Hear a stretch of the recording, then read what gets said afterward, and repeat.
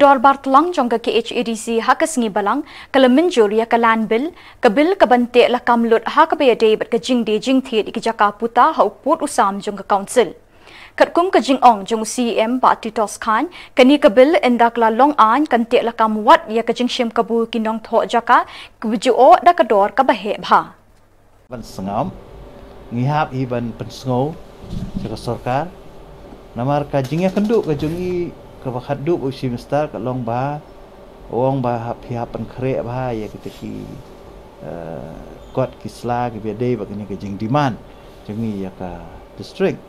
tinggi la IT kini ka kam ha ka demand forum te kani kan saya kenduk sien ngatharai la sisa jan kini kenduk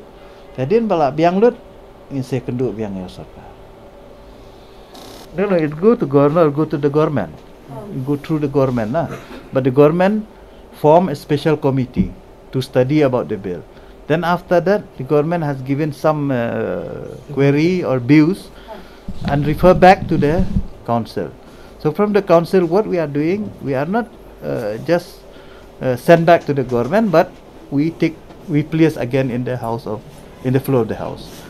fix the rate accordingly. That will after we get the assent of the bill, then we'll make rules. Not a query, but it is some suggestion from the that special committee. It's not a government; it's a special committee. That special committee consists the members from the district council,